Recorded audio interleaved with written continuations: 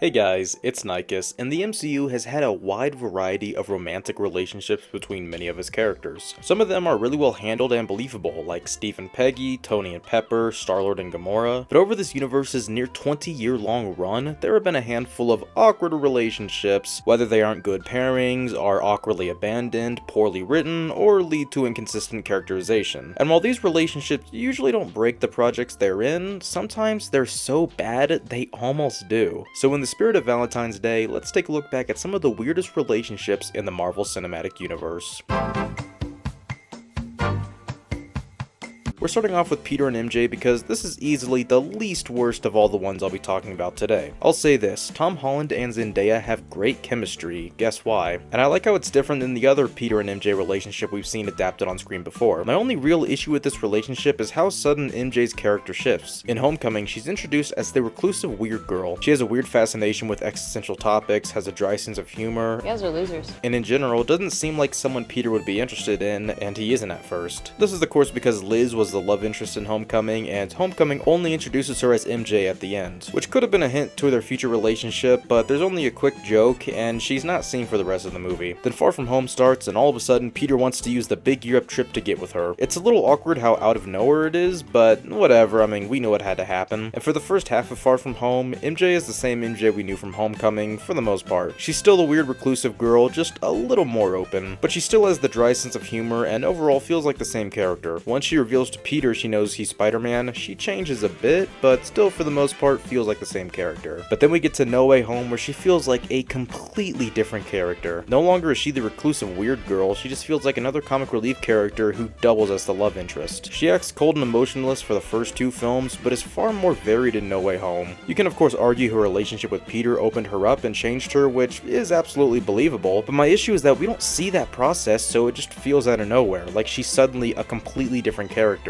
And while yes, people do change, it's usually not overnight, especially when it's this dramatic. So yeah, my issue with this relationship really just comes from the quick character 180 with MJ that just feels out of nowhere, especially if you binge this trilogy back to back.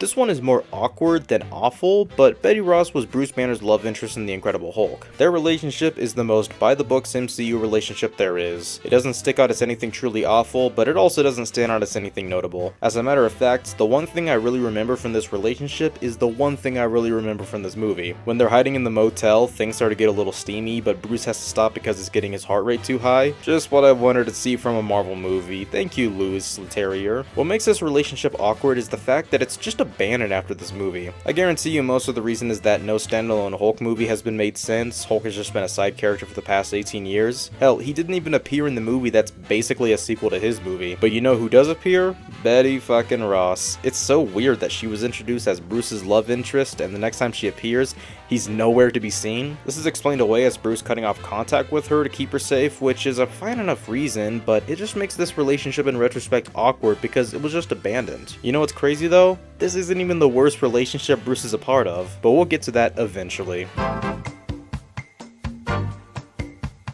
So we've talked about weird character choices, abandoned storylines, it's only natural we talk about borderline incest next. In The Winter Soldier, we're introduced to Sharon Carter, the great niece of Peggy Carter. Here, she's introduced as Agent 13, a S.H.I.E.L.D. agent assigned to protect Steve. There's a little bit of flirtation here, which is a bit awkward, but not too bad. But then in Civil War, they share a kiss. And even though at this point we don't know that they're technically related, it's still really weird he kissed the great niece of Peggy. But this is made even more awkward in retrospect in Endgame, where he travels back in time to spend the rest of his life with Peggy, implying that they stay together for the rest of their lives. So now this kiss goes from awkward to borderline incest. Thank you so much, Joe and Anthony Russo. All these movies were directed by them, by the way. And speaking of movies directed by the Russo brothers, guess what movie they're directing next? And guess what's seen in the first movie's teaser? Steve is holding a baby, which heavily implies he had said child with Peggy, which makes this kiss even more awkward. The only way they can make this worse is if in Secret Wars they reveal this child ends up being Sharon's aunt.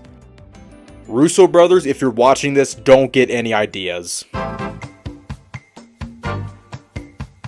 Alright, let's take a step back from an actually messed up relationship and talk about a shallow relationship instead. Thor and Jane is just really forgettable. Chris Hemsworth and Natalie Portman have almost no chemistry, so their relationship just doesn't really feel believable, and their reasons for liking each other just feel shallow. He's hot, she's hot, Thor needs a love interest, there you go. My favorite part of their relationship comes from a joke in Age of Ultron where Thor tries to talk her up during a party, which also doubles as him explaining why she isn't there. There's even talk of Jane getting a Nobel Prize. In reality, Natalie Portman was frustrated that Patty Jenkins was dropped from directing The Dark World, and she also just wasn't asked back for Age of Ultron or Ragnarok. What makes this funnier is in Ragnarok, it's revealed she broke up with Thor off screen. Best part about it, it's just randomly dropped out by Thor. Man, the Thor movies really are great, aren't they? Well, she appears in Endgame with previously unused footage and a few new voice lines, and she fully returns in Love and Thunder, and that's all I'm willing to say about Love and Thunder. I'm just kidding, I don't hate it as much as most do, but that's besides the point. She's back donning Thor armor, which is really cool, and they attempt to do something with their relationship, but at this point it's so hard to care after over a decade of these two having such a shallow relationship. Oh, and she dies, so now I really don't care. Much like Betty, Jane's main purpose was just to be a love interest for Thor, but unfortunately never really proved that there was a good reason for her to be the love interest. But of course, this isn't the worst relationship in the MCU. That honor goes to...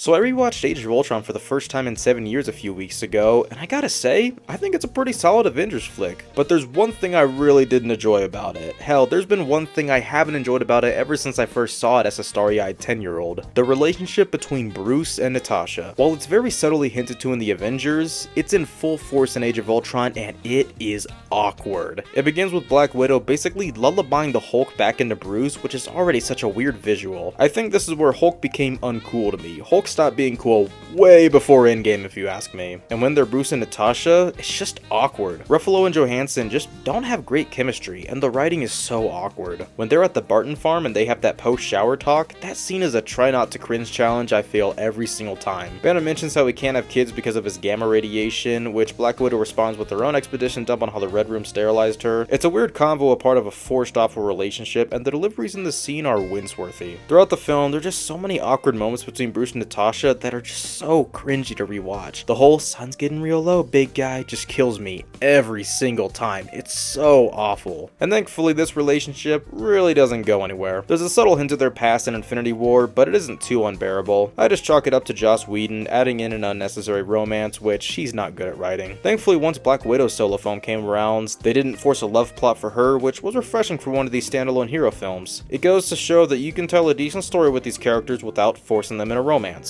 These are superheroes, not all of them need romantic relationships, and when you aren't trying to make a relationship with them work, you can redirect that energy into making other aspects of the character better. So that concludes our journey through the MCU's weirdest relationships. Some awkward, some forgettable, some straight up incestuous. Thankfully the vast majority of other MCU relationships are decent to pretty good. At worst they're just forgettable, and many of them end up being better than that. Thanks for watching. Hope you guys enjoyed this fun little video for Valentine's Day. On screen is my Avengers Doomsday Watch Guide and also my X-Men Timeline Breakdown, so check those out if you're interested. Don't forget to subscribe. Thank you so much for watching, and have a great day.